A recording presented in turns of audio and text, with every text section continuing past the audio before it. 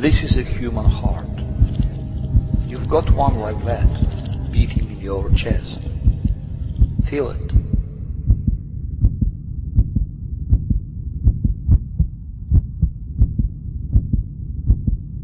It's 1 out of 6 billion. This is the counter of my heartbeats. You also have it like everybody else. Unfortunately, it only counts down. Every second we inevitably get closer to grand final. Surely, I hope that I'll live a long life just like you would. It's easy to see how many heartbeats there are left. Let me steal a little bit of your time to tell you a very important story. It can change nothing, or it can change everything in your life. So, it's showtime. Hi, boys and girls. I'm George W. Bush, the President of the United States of America, the greatest country in the world. Very soon, my term will come to an end. But before I leave, I'm gonna tell you something. My country is an empire, the empire that rules the world. We control completely everything. Money, oil, politics, wars, information, culture, science, everything in the world. But it wasn't like that at the beginning. Let's have a look how it became a superpower. It started many years ago. I called the Big American Show. At the beginning, we were not that strong. Europe and Russia were much stronger. Great civilizations.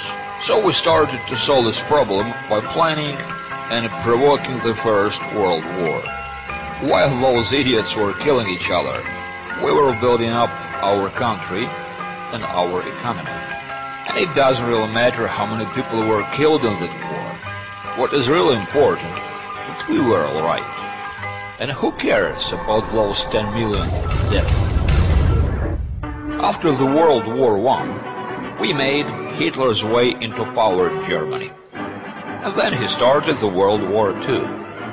And believe me, we made a lot of money out of this deal. We didn't interfere till the end of the war.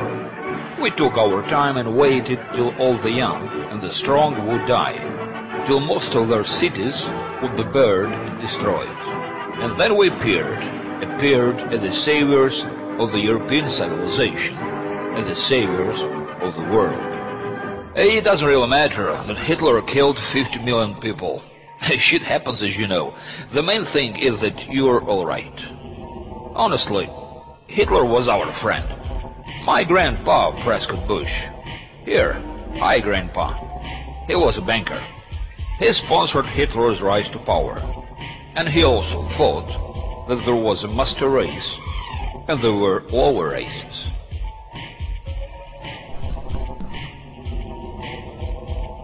In fact, we never respected the others. What's the point? The point is only about oppressing, not respecting. Our civilization had always been destroying other cultures. We did it to the Indians, we did it to the African nations, and we didn't really care. We had jazz, and we had movies, and they had war. Jazz, movies, and war were the opposite sides, smart, isn't it? My grandpa once told me the story how he arranged Pearl Harbor with his buddies. It was later when we managed to rewrite history. And now you're being taught in schools that the Japanese were who started the war. But in fact we just needed a reason, an excuse to get into the war with Japan. Concerning 2,000 American soldiers who died in Pearl Harbor tragedy, yeah, they were our American soldiers. But what their lives are in comparison to billions of dollars of profit that we had made, and the power we secured in the world.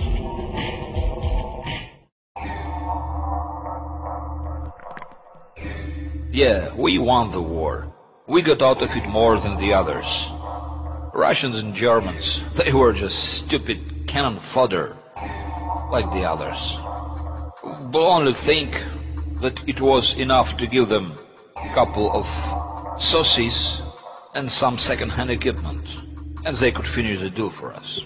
We needed to show everyone that we are stronger, so we dropped 2 nuclear bombs on 2 peaceful Japanese cities. So there were no questions left.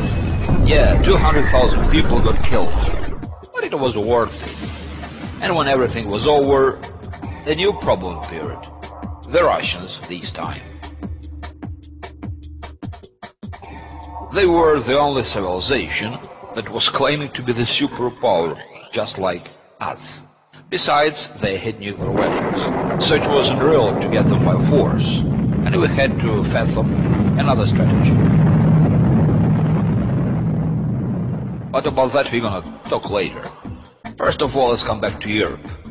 The biggest problem for us in Europe was the problem of their ancient culture and history. So we managed to erase it with our mass culture. Some people say pop culture.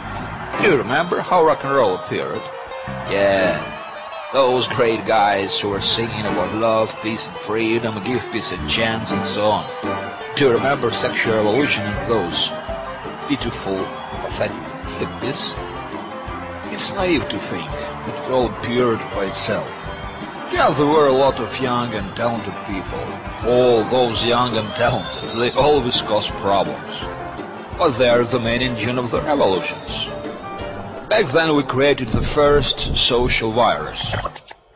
So to say, a plan for fast self-destruction. We called it Live Fast, Die Young.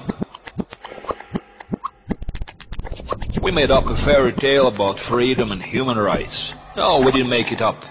We used it. A fairy tale about democracy.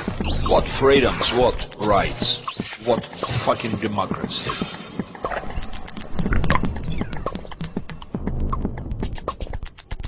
They don't even exist. Our interests, that's the only thing that matters. It's us who decide who is free and democratic and who is not. We don't care who thinks what. The development of mass media had led us to control practically all the information flows. We needed to make new reason to live for peasants, the one that would give us maximum profit as well. So we created a consumer society, a society in which a chase after the absolute waste had become a meaning of life.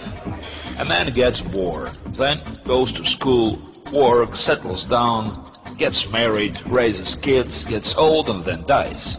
We control his actions on the every life stage and in all the life spheres. Mass culture is a culture of simple instincts and screwed up values. But this gave us an opportunity to control minds of people and dissolve and destroy their lifestyles. Not only simple people, but nations as well. Big nations. For example, Europeans and Russians, they don't want to have children anymore. They don't want to have families. They don't want to get married. Many don't give a shit where they come from, what was their history, and who is in charge in their own countries. Their cities are being crowded with immigrants, and those immigrants will soon chase them out of their houses and territories. And so those countries will become like America, countries without history. Freedom, don't give me that shit. Freedom today is a choice between different kinds of soap and car brand. People earn money, then spend it all. That happens through our accounts, our bank accounts. So their life is our income. The more you buy, the more we get.